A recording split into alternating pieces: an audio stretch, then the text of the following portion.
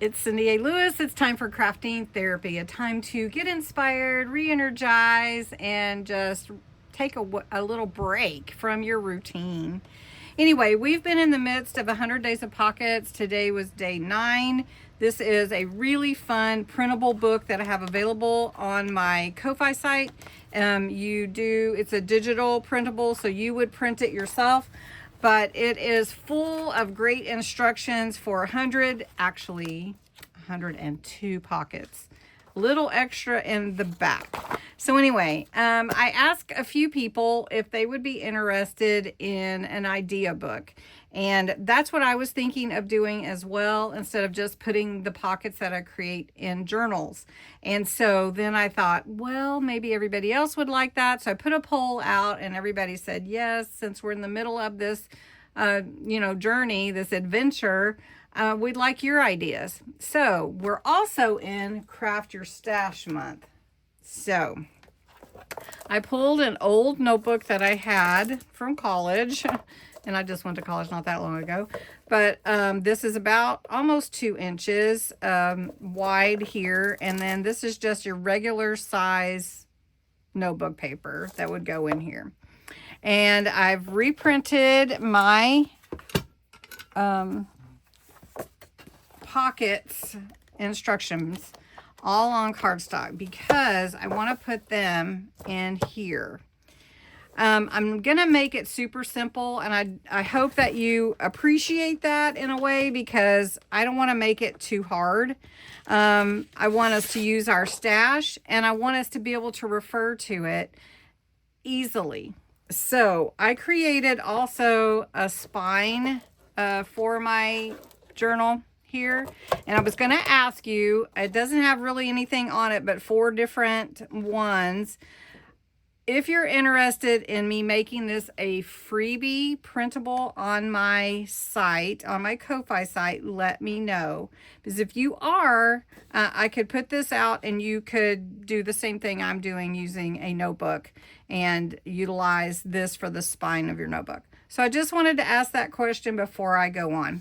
Okay? The first thing that I wanted to do was cut out my spine and vintagize. So I inked the edges on my cover and on my spine. And again, I have my spine piece. And again, I have my notebook here ready for me to use.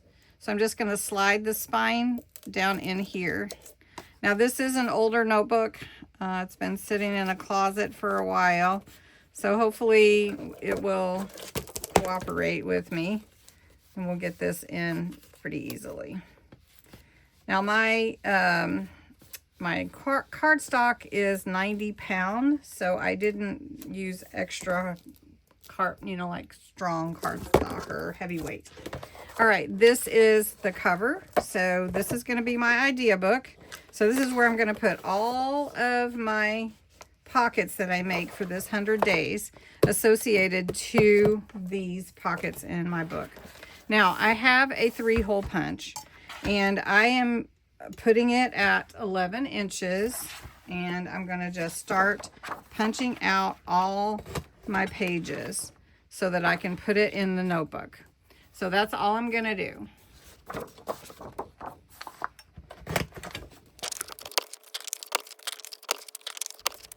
Once you have all your pages hole punched, now if you're going to do this the way that I'm doing it, I've got some number stickers too that go 1 to 100. Nice purple ones. All right. We're just going to put our pockets in here. And again, there's a table of contents that helps you know which page your pockets are on. And then also the pockets are, the pages are numbered. So that helps you too. Once you have all your holes punched correctly, then we're just real here. So I'm just telling you, sometimes there's mistakes. I had redesigned my 3-hole punch for my small planner pages for Christmas, and I guess I didn't get them lined up quite right, but now they are. So I put this in here this way in this larger notebook because it's going to take more room when I start adding all the pockets. I may even have to move it to another notebook. So there was no reason to embellish a whole lot. But if you already know like what size you need, go for it.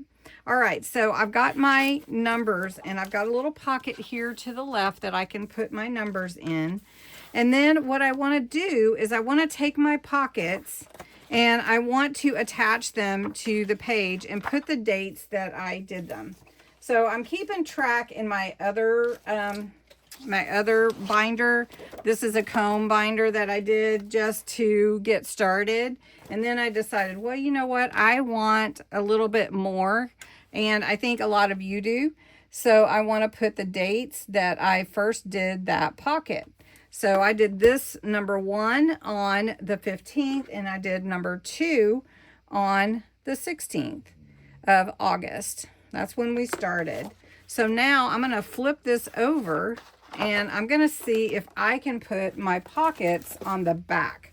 If it doesn't work that way, then I will add a page, excuse me. So I've got some blank pages that I can add into my notebook, which is nice having a notebook. Okay. So this was my pocket day number 1, and I'm just going to put it here.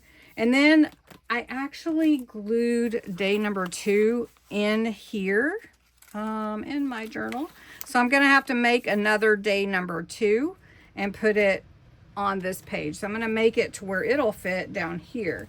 So this is day number 1. So what I'm going to do is I'm just going to take my glue and I'm going to glue it in. Now, my premise with this one was, okay, this can also be a pocket. So I'm just going to glue it around the edges, and we're just going to glue it right here like that.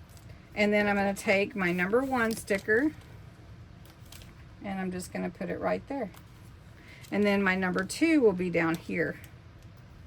Okay, so number 3, I did number 3 on 8/17, and number 4 on 8/18. So I'm going to put my date here.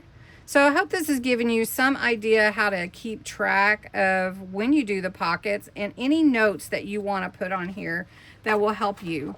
So day 3 was the double tag pocket, and day 4 was the top loading pocket. So we've got the day 3 and day 4. So we're going to just glue these in. I think I can do it that way without any trouble. So I'm just going to glue this in. And again, just going around the edges so that if I want to use the whole thing for a pocket for some reason in my notebook, or maybe I could put something back there if I wanted to. So that is day 3. And this is day 4 down here. Now you could just write it if you like to write. You could definitely do that. So this is the top loading pocket.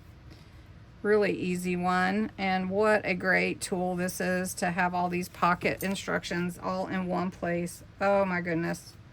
What a great thing. Okay, so that's my day 4. Excuse me. All right, so day 5 was my library pocket here. And day 6 was my V-fold, V pocket. So we're gonna, I put the dates that I did them, and I'm gonna open this up, and on the back here, I'm just going to put this. So 5 was the library pocket. So again, just gluing it into my idea book. And we're just gonna trying to balance out how the pages lay in here too. You could do 1 pocket per page if you wanted. That's up to you. Of course, your whole idea book is up to you, however you want to do it. Okay. So we're going to slide that one right there, make sure it fits. So this is 6. So you have 5 and 6. Then zigzag pocket. The zigzag pocket, what a fun interactive pocket that is. And that was done on the 21st of August. So we're going to put that in here. And this is day 7 zigzag pocket. And it is a fun one with multiple tucks on it too. So we're going to just open this up. And I'm actually going to put it on this side, or maybe I'll just, yeah, just kind of there, so it's not too bulky on just the outsides. So we're just going to put it here, kind of in the balance there. Now there's only going to be one pocket on this page, so we're just going to put 7. Now if I needed to put another one, I could definitely do that. So we're just going to glue 7 down right there. All right, then day 8. Day 8 was 8/22/25, and then day 9 was this morning, 8/23/25. So then for day 8, we're going to glue day 8 down, and this is this flip envelope pocket with the window and everything. Really, really fun pocket. So we're just going to glue it here around this side so that we don't glue this pocket shut. So this was day 8. And we're going to glue that right here.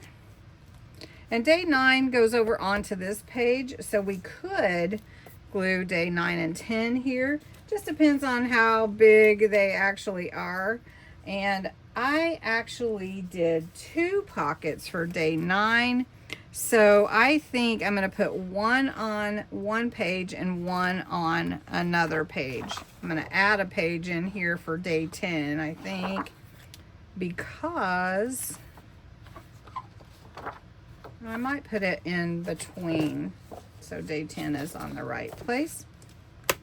So this is going to be day 9, and day 9 is going to be on both sides of this page. So we're going to put day 9. Again, a fun pocket for the slanted side pocket. So we'll just put it in the middle here. What a fun pocket this one is. Let's see if we can get it even. And this is day 9, and I'm just going to put 9 up here, and then we'll put on the back of that, we'll put the other day 9, which is this one. Nice. And put a little tuck on the front too, which is super fun. All right, and then you'll have to wait and see day 10. Day 10, give you a little preview, is your window pocket with vellum. So you want to make sure you tune in tomorrow to see the window pocket with vellum. So now what we have is, now we have our idea book. We are dating when we're using our pockets. On the back of the pages, we're putting in the pockets that we made that go with that date. And then we can refer to them anytime we want to. Might not put anything in. Stuff falls out.